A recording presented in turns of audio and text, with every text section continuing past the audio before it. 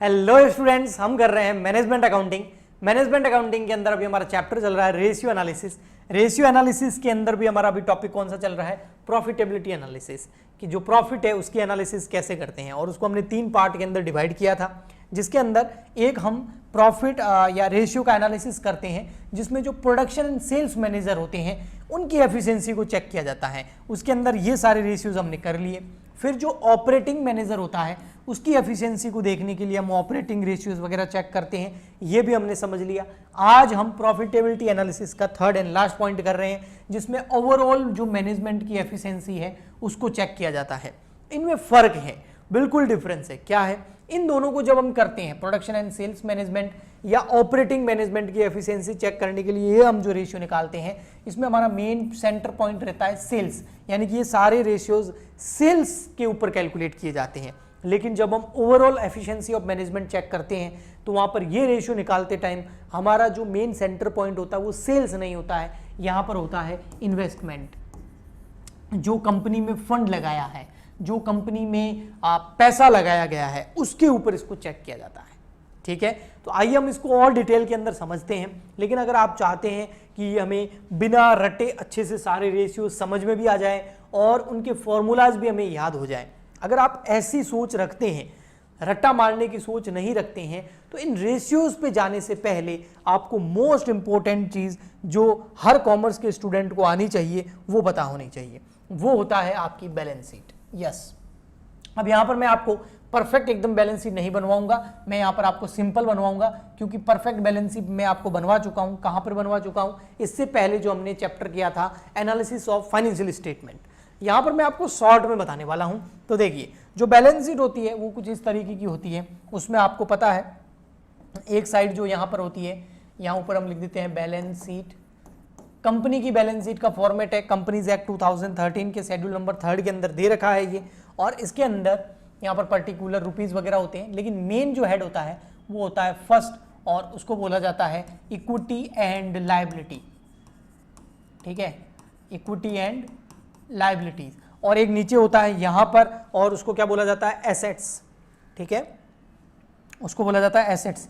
हम एसेट्स पे अभी जाएंगे तो नहीं, लेकिन फिर भी मैं बना लेता हूं, क्योंकि इस रेशियोज को निकालने के लिए आपको एसेट नहीं चाहिए होती है। ठीक है, ओके, वो आगे जब रेशियोज निकालेंगे तब एसेट वाला पार्ट भी आपके काम आ जाएगा। लेकिन आप समझना, यहां पर मैं लिख देता हूं, सेकंड जो हम देखते हैं वो देखते हैं एसेट्स। ठीक है, तो दो हो गई चीजें, एक देखा जाता है इक्विटी एंड लायबिलिटी और एक देखा जाता है एसेट्स। तो दो हेड होते हैं हमारे मेन मेजर हेड। ठीक है, बैलेंस शीट को बनाते हैं तब। लेकिन इसके अंदर बहुत सारे सब हेड होते हैं। जैसे इसमें सबसे फर्स्ट होता है आपका share holder fund, share holder fund. Second number इसके अंदर होता है फिर application money pending allotment, application money received pending allotment. ठीक है, और उसके बाद में होता है आपका third number non current liability. ठीक है, उसके बाद फोर्थ नंबर होता है आपका करंट लायबिलिटी। तो करंट लायबिलिटी, तो लायबिलिटी साइड में मेन जो मेजर हेड है उसके अंदर जो सब हेड होते हैं वो 4 होते हैं। कौन कौन से? फर्स्ट है shareholder fund, second number है आपका application money pending allotment, third number है non current liability, fourth number है करंट लायबिलिटी। ठीक है, ऐसे कैसे जो आपके एसेट साइड होते हैं वहां पर मेजर 2 है सब हेड होते हैं एसेट्स के। इसके अंदर जो फर्स्ट हेड होता है वो होता है नॉन करंट एसेट। अब पूरी बैलेंस शीट नहीं बनवाऊंगा, मैं केवल आपको स्ट्रक्चर बता रहा हूं, नॉन करंट एसेट। और सेकंड नंबर कौन सा होता है? Current assets. अब इसके अंदर भी बहुत सारे हेड्स होते हैं, वो हम एसेट साइड वाले तो नहीं समझेंगे, लेकिन लायबिलिटी साइड वाले मैं जरूर बताऊंगा। यहां पर आपकी टोटल हो जाती है एसेट की, और इसके ऊपर यहां टोटल हो जाती है इक्विटी एंड लायबिलिटी, जिसको आप लायबिलिटी बोलते हैं, उसकी। और ये टोटल हमेशा बैलेंस शीट की बराबर होती है। ठीक है, ओके। अब हमारा मेन मुद्दा यहां आता है कि ये चीजें जो है ये आपके इस रेशियोज को निकालने में बहुत काम आएगी जब आप ओवरऑल एफिशिएंसी चेक कर रहे होते हैं मैनेजमेंट की। ठीक है, जो अभी मैंने रेशियो आपको बताए थे उनको निकालने में इनका अहम रोल होता है। अगर ये समझ आ गया तो वो रेशियो आपको यूं समझ में आ जाएंगे। ठीक, अब इसमें क्या होता है, देखो शेयर होल्डर फंड के अंदर शेयर कैपिटल होती है, जिसमें preference share capital, equity share capital, और रिजर्व एंड सरप्लस आता है। एक और हेड होता है application money against share warrant, लेकिन वो मैं लिख नहीं रहा हूँ, ठीक है, वो एक और भी होता है। एप्लीकेशन मनी पेंडिंग अलॉटमेंट में कोई सब ऐड नहीं होता, नॉन करंट लाइबिलिटीज में जरूर होते हैं इसके अंदर, जैसे आपकी लॉन्ग टर्म बोरोविंग हो गई, ठीक है, और इसके अलावा आपके लॉन्ग टर्म प्रोविजंस हो गए, ठीक है, डेफर्ड टैक्स लाइबिलिटीज हो गई, वो करंट में आ जाती है, ठीक है। तो ऐसे ये सारे लॉन्ग टर्म वाली चीजें होती है। और करंट लाइबिलिटी में क्या होता है, शॉर्ट टर्म वाली होती है, जैसे शॉर्ट टर्म बोरोइंग, ठीक है, और शॉर्ट टर्म प्रोविजंस या फिर ट्रेड पेबल, ठीक है, कुछ ऐसे 4 इसमें होते हैं, 4 इसमें होते हैं। अब मैं क्या समझाना चाहता हूं, मैं आपको यहां जो समझाना चाहता हूं वो बहुत इंपॉर्टेंट है, और वो क्या चीज है आप समझना, वो है ये देखो, ये शेयर होल्डर फंड और जो ये application money received, application money pending allotment, ये जो है ना, ये होता है इंटरनल फंड होता है। इसको क्या बोलते हैं, इंटरनल फंड, मतलब कंपनी के ऑनर का फंड होता है, कंपनी के जो शेयर होल्डर्स होते हैं ना, उन्होंने पैसा लगाया, ये इंटरनल फंड होता है। और ये जो होता है ना, ये कौन सा, नॉन करंट लायबिलिटी और करंट लायबिलिटी, ये एक्सटर्नल फंड होता है, हमेशा ध्यान रखना। ये कौन सा होता है, एक्सटर्नल फंड होता है। भाई बिजनेस में पैसा 2 तरीके से आया है, एक इंटरनली और एक एक्सटर्नली।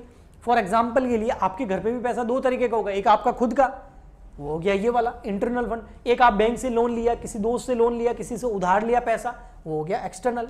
जैसे घर में शादी है तो कुछ इंतजाम तो अपन कर देते, कुछ बाहर से लेते, ओके। तो ऐसा कैसे बिजनेस के अंदर भी 2 तरह का फंड हो सकता है, एक इंटरनली जो पैसा लगा हुआ, एक एक्सटर्नली में बाहर से लोगों से लिया, इंटरनली मतलब आंतरिक, ओके। अब ये इंटरनली तो आपको समझ में आ गया। अब एक्सटर्नली समझते हैं। एक्सटर्नल में देखो, एक्सटर्नल जो फंड मैंने आपको बताया ना यहाँ पर, ये 2 तरीके के, एक्सटर्नल भी फर्दर आगे 2 तरीके के हो जाते हैं, यस।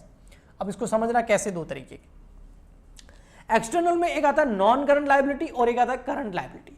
जो ये नॉन करंट लायबिलिटी है ना, नॉन करंट लायबिलिटी, ये होता है लॉन्ग टर्म, ये क्या होता है, लॉन्ग टर्म फंड होता है। और ये जो करंट लायबिलिटी है ना, ये कौन सा होता है, ये शॉर्ट टर्म फंड होता है, शॉर्ट टर्म, ओके। और ये जो ऊपर आपको दिख रहा है, जिसको मैंने इंटरनल बोला है, ये कैसा होता है, ये भी लॉन्ग टर्म होता है, ये शॉर्ट टर्म नहीं होता है। हम किसी भी बिजनेस को स्टार्ट करते हैं तो शॉर्ट टर्म के लिए थोड़ी लगाते हैं, लॉन्ग टर्म के लिए लगाते हैं। तो आपको समझ में आ गया, ये लॉन्ग टर्म के लिए उधारी है, चाहे हमने जेब से लगाए हैं लेकिन बिजनेस में लॉन्ग टर्म तक रहेंगे। ये शॉर्ट टर्म के लिए, ये भी लॉन्ग टर्म के लिए उधारी है, जो बाहर से उधार लिया, नॉन करंट लायबिलिटी। और करंट लायबिलिटी कैसी होगी, शॉर्ट टर्म। आपको समझ में आ गया। अब मैं जब फॉर्मूलाज दिखाऊंगा ना, तो आप देखना, इसमें सबसे फर्स्ट जो रेशियो आता है, जब हम ओवरऑल एफिशिएंसी चेक कर रहे होते हैं, तो वो आता है return on total fund. Return किसके ऊपर चेक करते हैं, टोटल फंड के ऊपर। अब टोटल फंड का मतलब समझते हैं आप, यहां पर टोटल फंड का मतलब हो गया टोटल आपने कितना उधार लिया है, वो आपने टोटल जो है शेयर होल्डर से भी लिया है, वो आपने टोटल जो है बैंक से भी कुछ लोन लिया है। और इसका फॉर्मूला देखिए क्या है, इसका फॉर्मूला होता है प्रॉफिट बिफोर, आपने कितना प्रॉफिट कमाया, profit before interest and tax divide by total fund,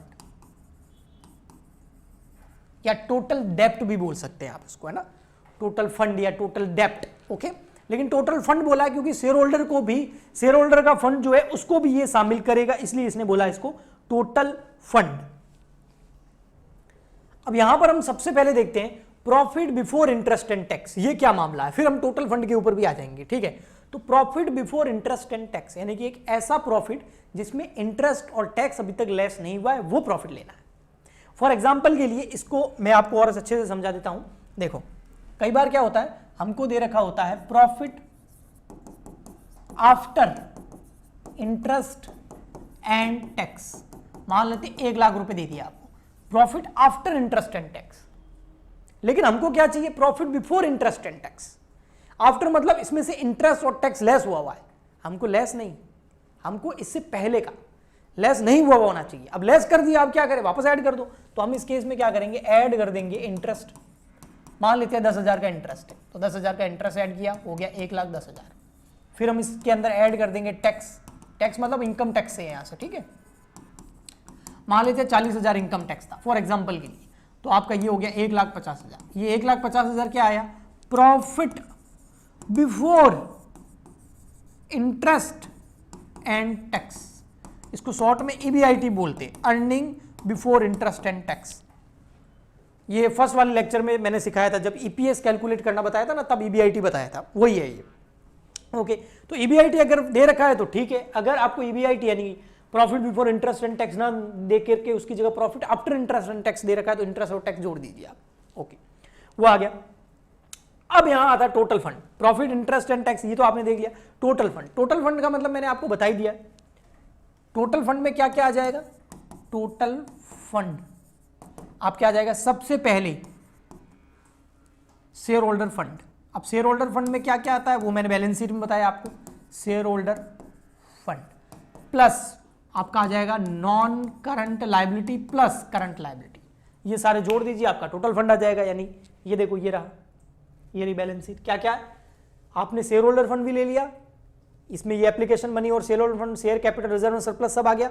non current liability भी ले ली और करंट लायबिलिटी भी ले ली, यानी कि आपने लॉन्ग टर्म फंड दोनों ले लिए, शेयर होल्डर हो चाहे नॉन करंट हो, और शॉर्ट टर्म फंड भी ले लिया, तो आपका आ गया total fund.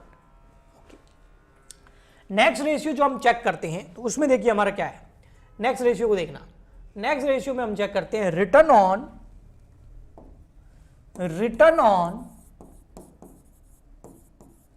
Long term fund.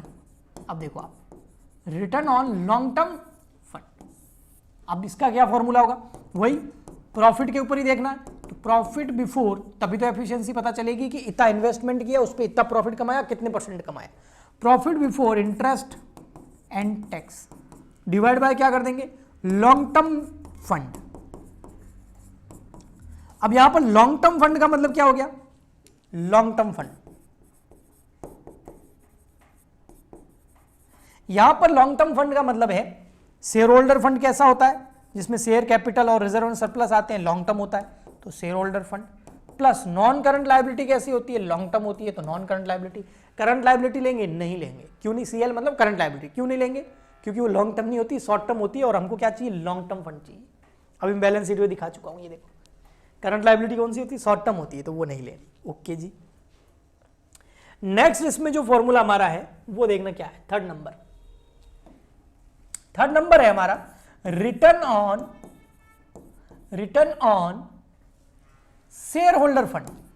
Share holder fund, अब देखना आप इसमें भी क्या लेंगे, वही profit before interest and tax divide by share holder fund. ना हमको नॉन करंट लायबिलिटी लेनी है, ना करंट लायबिलिटी लेनी है, ओनली शेयर होल्डर फंड लेना है। अब शेयर होल्डर फंड का मतलब प्रोप्राइटर फंड भी बोलते हैं इसको।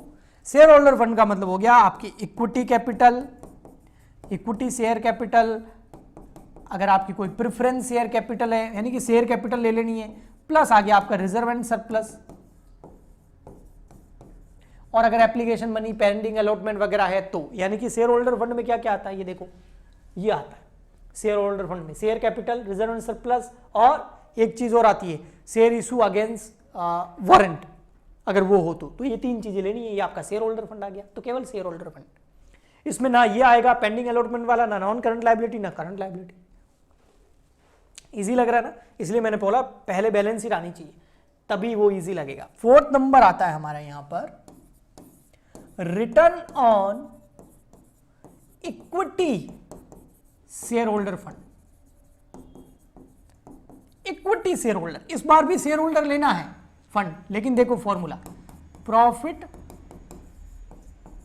Before interest and tax divide by, profit before interest and tax divide by equity share holder fund. अब दोनों में फर्क क्या है मैं बताता हूं, दोनों में फर्क बताता हूं। जब शेयर होल्डर फंड लेते हैं ना, तो देखिए हम क्या करते हैं, शेयर होल्डर फंड लेते हैं तो इक्विटी शेयर कैपिटल भी लेते हैं और प्रेफरेंस शेयर कैपिटल भी लेते हैं। लेकिन जब इक्विटी शेयर होल्डर फंड लिखा हुआ हो ना, तो इसका मतलब होता है only equity share capital plus reserve and surplus. Preference share capital नहीं लेंगे। ओके, प्रेफरेंस शेयर तब लेते हैं जब शेयर होल्डर फंड हो, इक्विटी में केवल इक्विटी, प्रेफरेंस नहीं आएगी, लेकिन रिजर्व एंड सरप्लस जरूर आएंगे। ओके, लास्ट एंड फाइनल वो आता है हमारा return on, fifth number, return on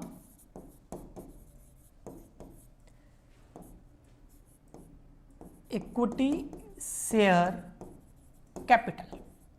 अब देखो इस पर हम क्या फॉर्मूला हो जाएगा, profit before interest and tax, profit before interest and tax वो तो है ही, डिवाइड बाय क्या इक्विटी शेयर होल्डर फंड है, नहीं, ओनली इक्विटी शेयर कैपिटल है, तो सिर्फ इक्विटी शेयर कैपिटल लेंगे, रिजर्व एंड सरप्लस नहीं लेंगे। तो यहां पर ओनली क्या आ जाएगा, equity share capital, reserve and surplus नहीं आएंगे।